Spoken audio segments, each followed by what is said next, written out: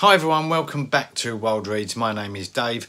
Welcome back to another video. This is a slightly different video this week, and you may wonder, where have all the books gone? Well, this is a new blank, well, it's not a new wall, the wall's always been there, but there's usually something else in front of it, which I've got rid of because I've had to make room in the room for more bookcases, and the bookcases are coming soon. So I've cleared some wall space, so I now have, I'll just put this cup of tea down, I've now got this lovely new wall space ready to put some new bookshelves in, and this is going to be where I keep my hardbacks. So eventually, when I get myself sorted out, I'll get on with this video in a minute. The space over there will be for paperbacks, and this bit over here is still non-fiction corner.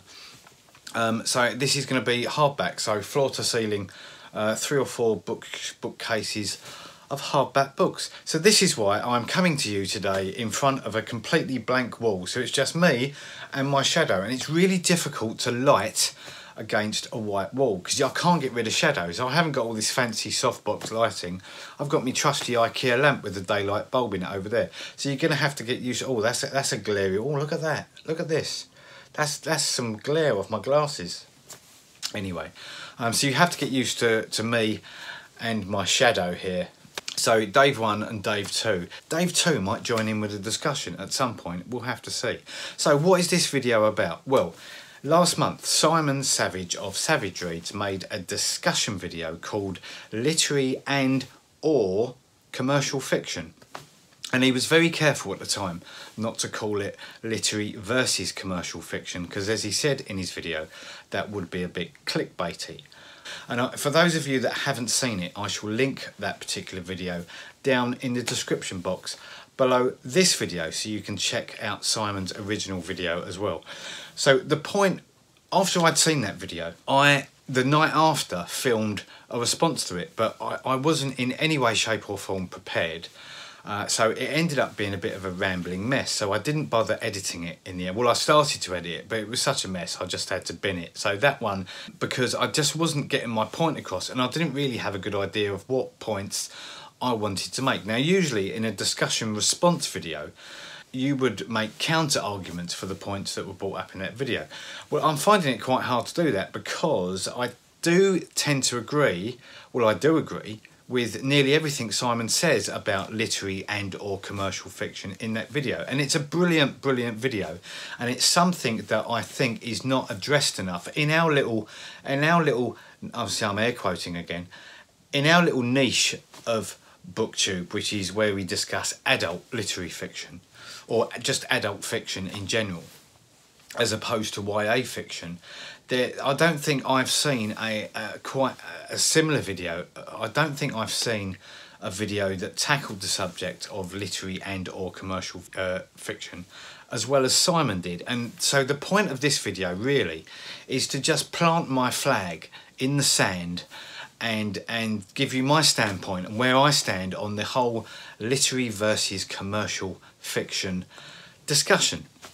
So, okay, so let's give you a bit of potted history as to where my reading history lies, really. I used to be a genre fiction reader. I used to read a lot of crime, and I used to read a lot of sort of just thrillers, really, crime thrillers.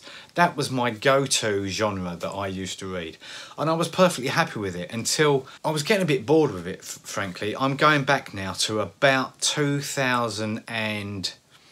let's say 2010 for the sake of argument. So it was about 2010, and I just read back to back 2 or 3 thrillers that were just samey. They were just very samey, and I was looking for something else. I started to look at some of the literary prizes, and I had a look at the Booker list. I had a look at some other genres as well, but I really wanted to investigate literary fiction.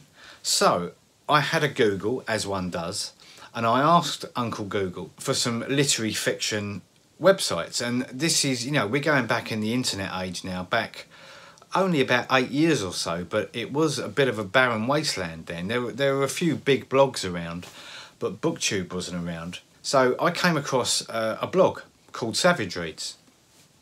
And on that blog, Simon was speaking about literary fiction, and he was reviewing literary fiction books, and this was my introduction really to literary fiction.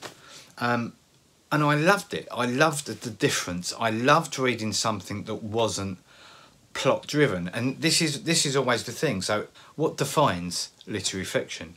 Well, in my mind, literary fiction is more, it's about the writing, and it's about the prose, it's a lot more about feeling and just beautifully written prose, really. If someone asked me to recommend a literary book, for those that you know, occasionally I get asked at work and socially, you know, okay, so what do you recommend for if you were going to recommend a literary fiction book? And I almost immediately, I always say Essex Serpent. Go and read The Essex Serpent by Sarah Perry, because to me that is some of the most beautiful literary writing that I've ever read. This is not to say that I don't read anything else nowadays. For those of you that view this channel quite a lot, you will know that I read commercial fiction. I read what's now classed as this new literary trend called uplit, which is this happy ending novel. You know, like examples of uplit recently have been Three Things About Elsie, Joanna Cannon. Eleanor Oliphant is Completely Fine by Gail Honeyman. The Wisdom of Sally Redshoes, Ruth Hogan. Rachel Joyce with the Harold Fry, and this is when the uplit phenomenon first started, really, was with Rachel Joyce and Harold Fry. But I'm going to make a separate video on uplit because I want to introduce you to some other uplit authors, because I love uplit. I just love the feeling of I just love that feel-good feeling that it leaves you with after you finish the books. But anyway, this video is about commercial and or literary fiction. In Simon's video, he made the point that that the argument out there is that you're not supposed to like both. You're either supposed to be a literary fiction reader or you're supposed to be a commercial fiction reader, and you're not supposed to cross. He does, and indeed I do. I still like a crime and thriller book. I read lots of crime and thriller.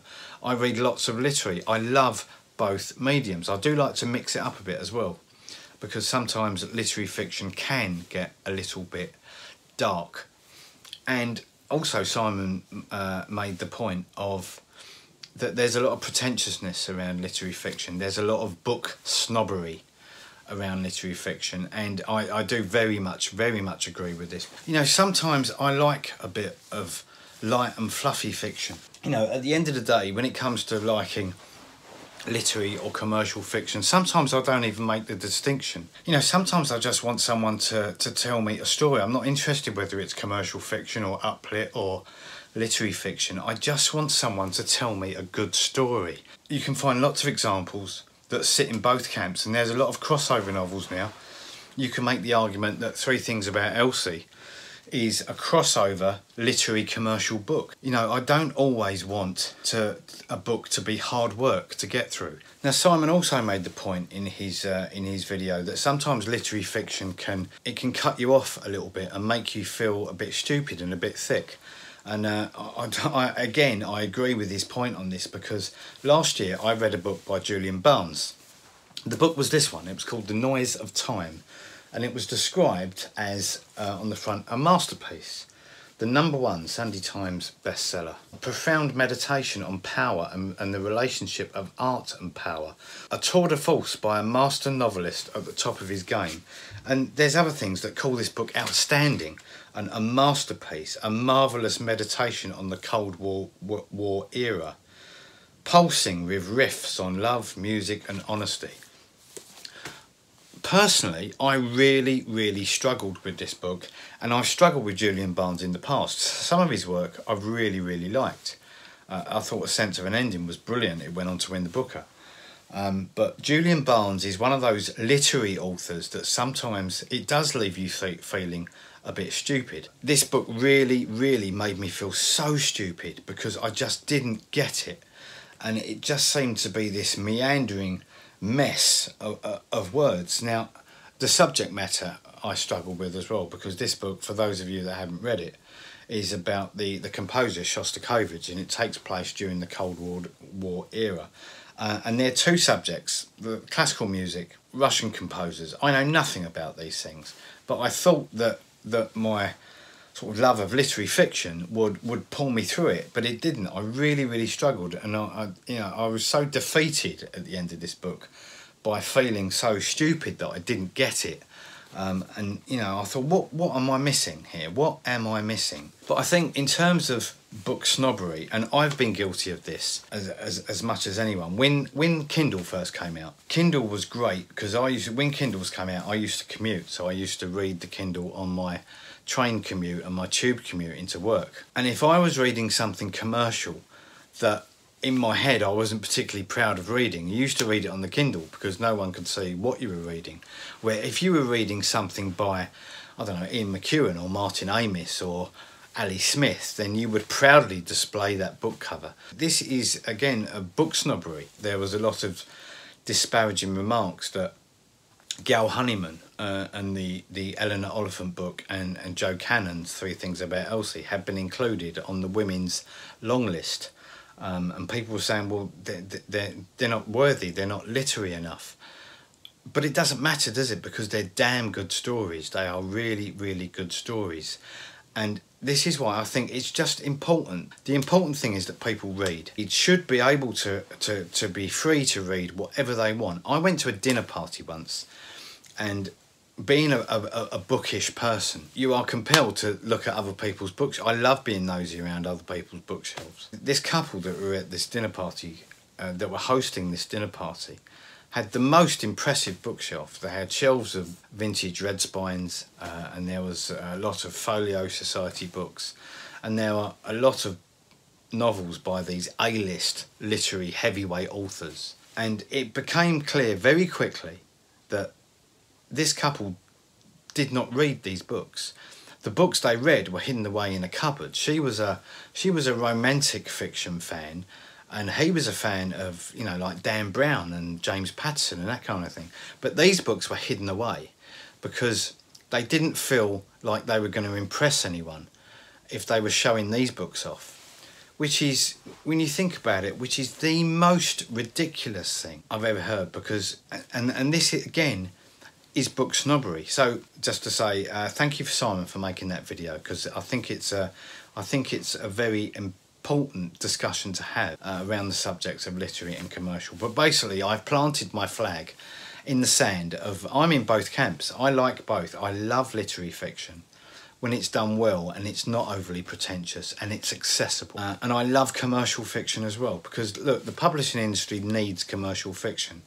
Literary fiction doesn't sell. It doesn't sell in the numbers enough that's sustainable to keep a lot of publishers afloat. So, you know, commercial fiction needs to be commercial because it needs to sell, and people read it. And I think I just want to celebrate people reading whatever they choose to read, whatever genre they choose to read in.